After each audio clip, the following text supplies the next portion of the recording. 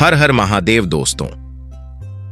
भगवान शिव शंकर ने मनुष्य की बर्बादी 4 कारण बताए हैं। जाने अनजाने में हम कुछ ऐसी गलतियां कर देते हैं जिसका पछतावा हमें फिर बाद में होता है, और जब हमें उस गलती का पता चलता है तो बहुत देर हो जाती है।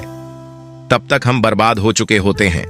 तो आखिर वह 4 कौन कौन सी गलतियां हैं जो हमें पता नहीं है, जो हमें बर्बाद कर रही है?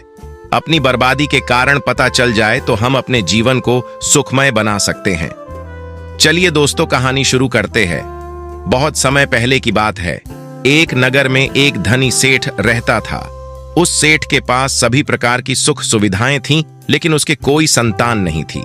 संतान के दुख में वह हमेशा चिंतित रहता था। फिर एक दिन उसे पता चलता है कि उसकी पत्नी गर्भवती है। वह बहुत प्रसन्न हुआ और उसने अपनी पत्नी का खूब ख्याल रखा। ऐसे में एक दिन उसके घर पर एक पुत्र का जन्म हुआ। सेठ पुत्र के जन्म से बहुत प्रसन्न था।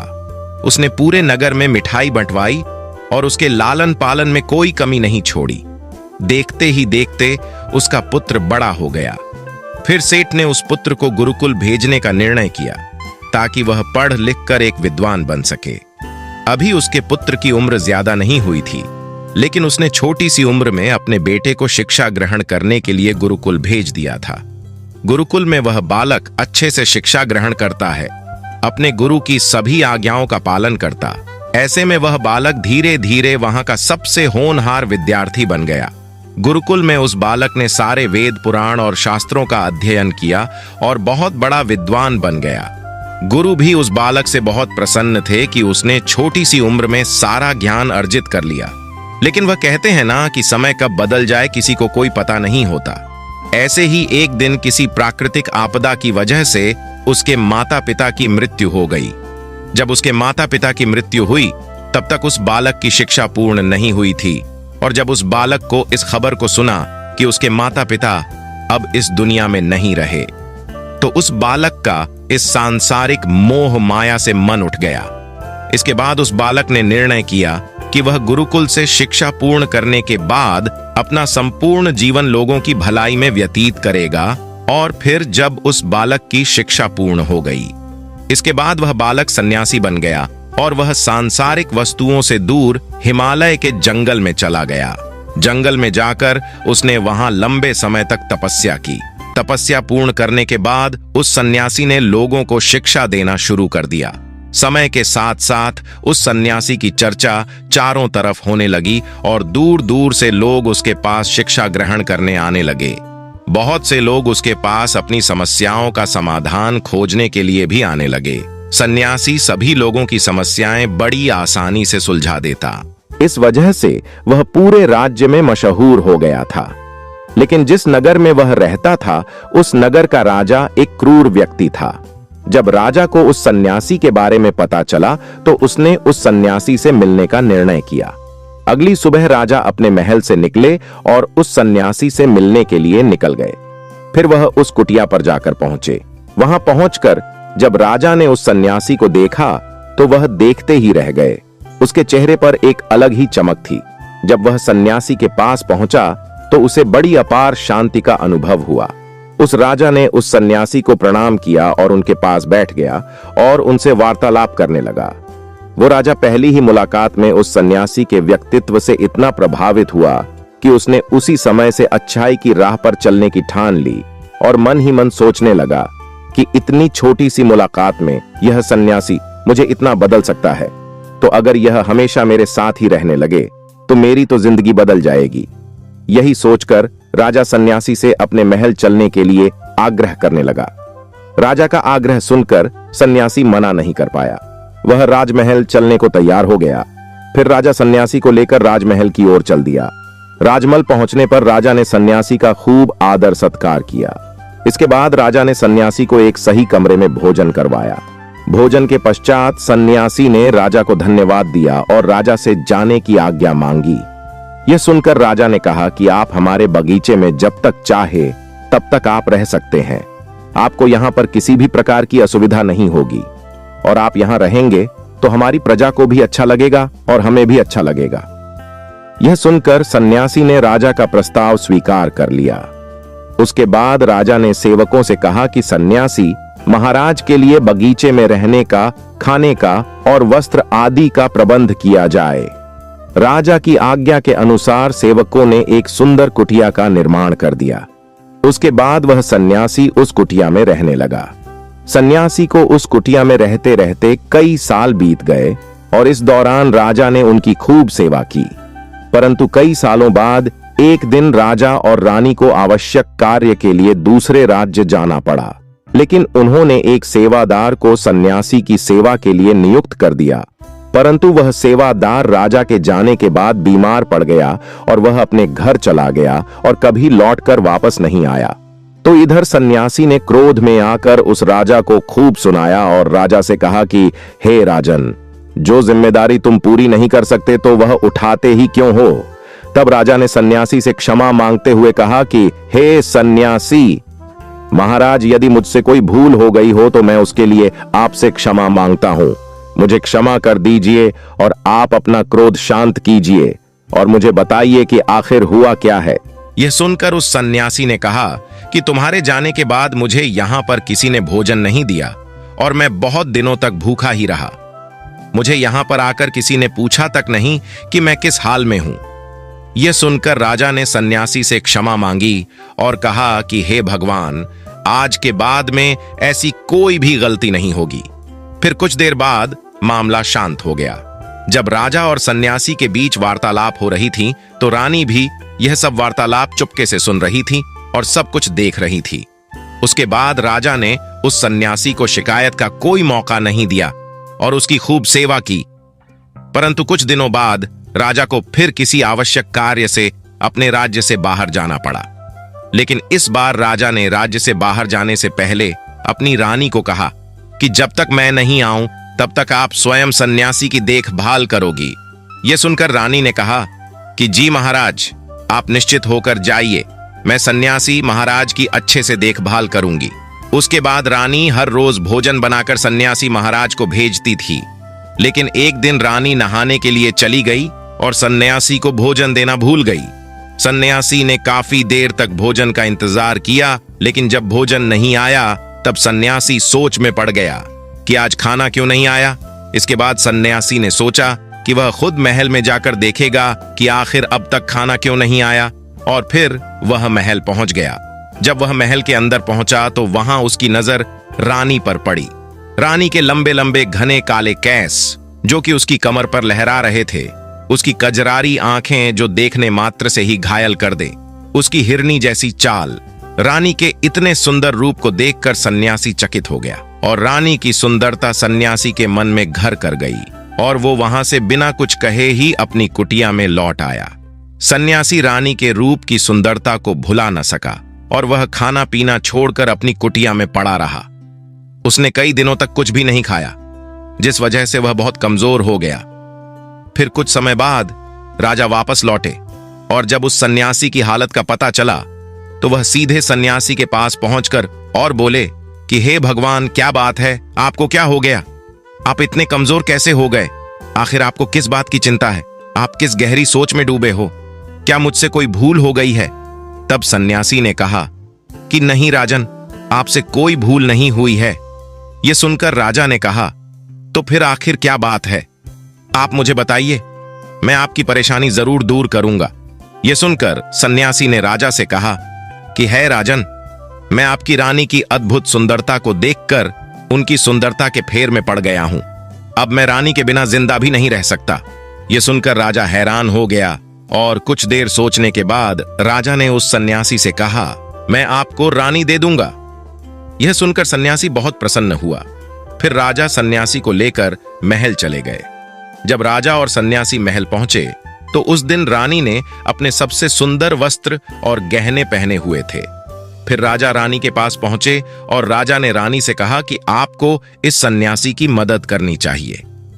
ये बहुत कमजोर पड़ गए हैं और मैं नहीं चाहता कि किसी ज्ञानी पुरुष की हत्या का कलंक मेरे सर पर लगे। उसके बाद राजा ने रानी से पूछा कि क्या आप यह पाप अपने सिर पर लेना चाहती हैं? राजा की यह बात सुनकर रानी ने राजा से पूछा कि आखिर इन सन्यासी के इस दुख का कारण क्या है? तो राजा ने रानी से कहा कि सन्यासी आपकी अद्भुत सुंदरता के दीवाने हो गए हैं राजा की यह बात सुनकर रानी ने कहा कि राजन, आप चिंता मत करिए, अब आप सब कुछ मेरे ऊपर छोड़ दीजिए। मुझे पता है कि मुझे अब क्या करना है। उससे आपके ऊपर ना तो सन्यासी की हत्या का पाप लगेगा और ना ही उससे मेरे पवित्र धर्म का नाश होगा।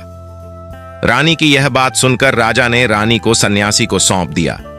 उसके बाद सन्यासी रानी को लेकर कुटिया पर पहुंचे। जब रानी सन्यासी की कुटिया पर पहुंची तो रानी ने सन्यासी से कहा कि हमें रहने के लिए घर चाहिए, हम झोपड़ी में नहीं रह सकते। यह सुनकर सन्यासी राजा के पास गया और राजा से जाकर बोला कि हे राजन, हमें रहने के लिए घर चाहिए। सन्यासी की बात सुनकर राजा ने उनके लिए घर का प्रबंध कर दिया। फिर सन्यासी रानी को लेकर घर पहुंचा। जब रानी सन्यासी के साथ उस घर पर पहुंची तो रानी ने सन्यासी से कहा कि यह घर तो बहुत गंदा है, इसकी हालत बहुत खराब है, मैं इस घर में नहीं रह सकती। यह सुनकर सन्यासी फिर से राजा के पास गया। राजा के पास जाकर बोला कि हे राजन, जो आपने हमें घर दिया है उस घर की हालत बहुत खराब है। सन्यासी की बात सुनकर राजा ने उस घर की हालत ठीक करवा दी। इसके बाद फिर रानी घर के अंदर गई, नहा धोकर बिस्तर पर आ गई। फिर सन्यासी भी बिस्तर पर आ गया। फिर उसके बाद रानी ने सन्यासी से कहा कि आपको पता है कि आप कौन है और आप अब क्या बन गए हैं।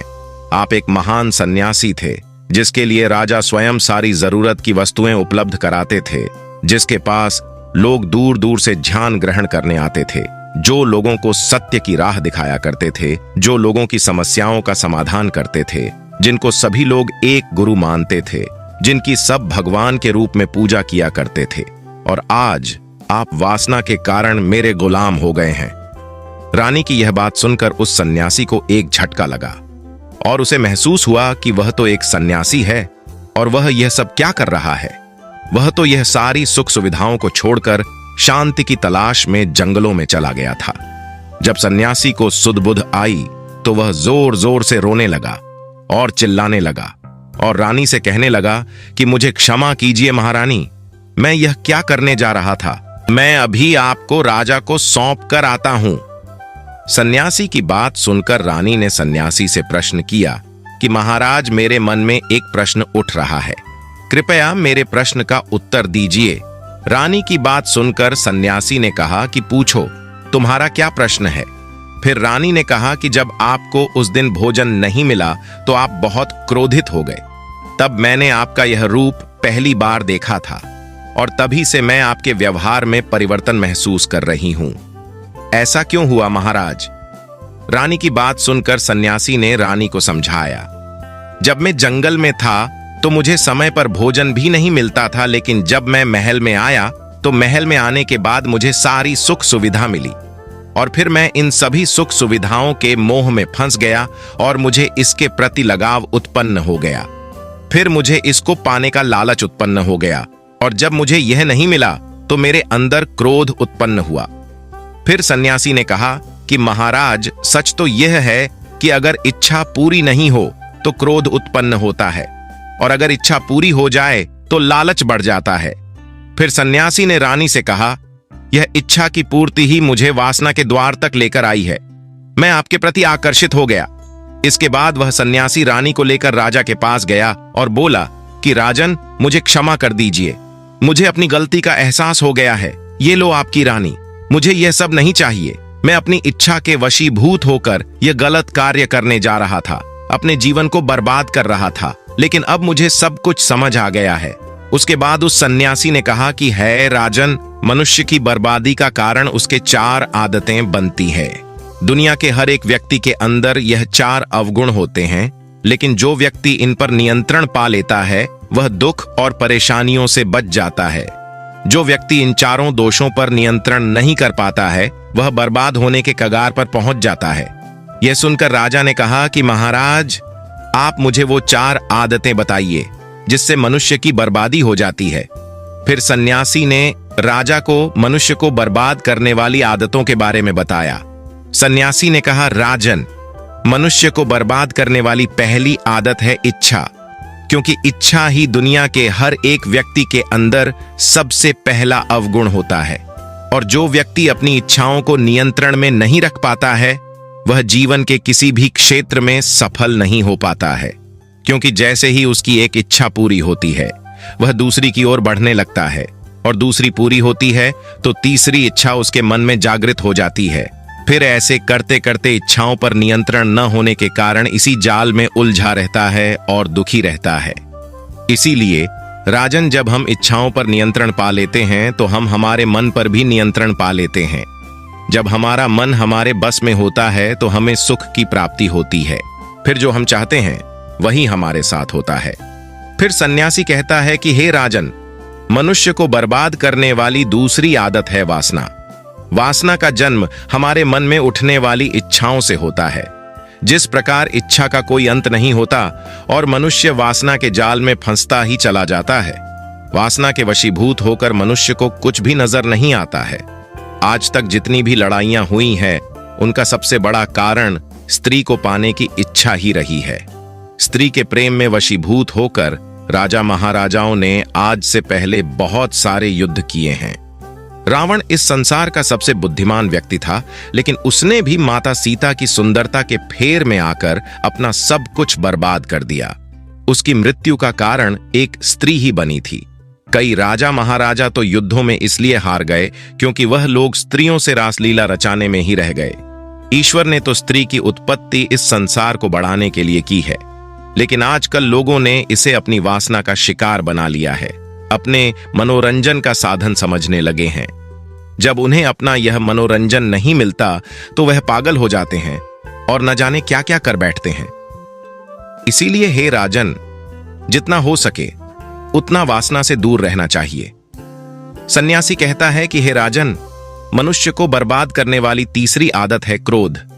जब मनुष्य की वासना की पूर्ति नहीं होती है तो उसके अंदर क्रोध उत्पन्न हो जाता है। जब व्यक्ति को क्रोध आता है तो उस पर उसका नियंत्रण नहीं होता है। फिर वह क्रोध में आकर कई गलत निर्णय ले लेता है। वह दूसरों को भला बुरा कह देता है, गालियां निकाल देता है। जब उनका क्रोध शांत होता है तो उन्हें अपनी गलती का एहसास हो जाता है, लेकिन तब तक तो सब कुछ बर्बाद हो चुका होता है। क्रोध के कारण मनुष्य के कई बने बने काम भी बिगड़ जाते हैं। जब मनुष्य के भीतर क्रोध उत्पन्न होता है तो वो अंदर से बहुत कमजोर हो जाता है, और एक कमजोर मनुष्य कुछ भी नहीं कर सकता है। उसे कभी भी सफलता हासिल नहीं हो सकती। क्रोध हमारे भीतर तनाव को उत्पन्न करता है, और अगर एक बार हम तनाव में चले गए तो हमारा पूरा जीवन बर्बाद हो जाता है। फिर सन्यासी कहता है कि हे राजन, मनुष्य को बर्बाद करने वाली चौथी आदत है लालच। लालच का फल सदैव बुरा होता है। लालच में पड़कर हम बहुत से लोगों का बुरा कह देते हैं। हर मनुष्य के जीवन में कभी ना कभी ऐसे अवसर अवश्य आते हैं जब वह लालच कर बैठता है और अधिक पाने की लालसा में वो कुछ ऐसा कर बैठता है जिससे जो उसके पास था वह उसे भी गंवा देता है। क्योंकि जैसे ही व्यक्ति की एक इच्छा पूरी होती है, उसका लालच बढ़ जाता है। उसके मन में और कई आकांक्षाएं जन्म लेने लगती हैं।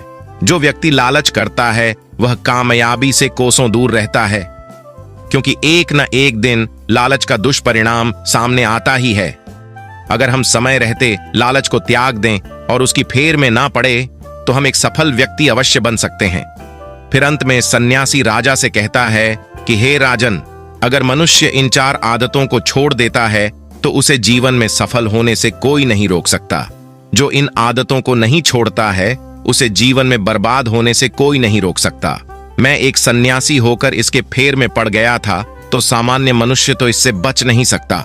इसीलिए हे राजन, मनुष्य को इन आदतों से हमेशा बचना चाहिए।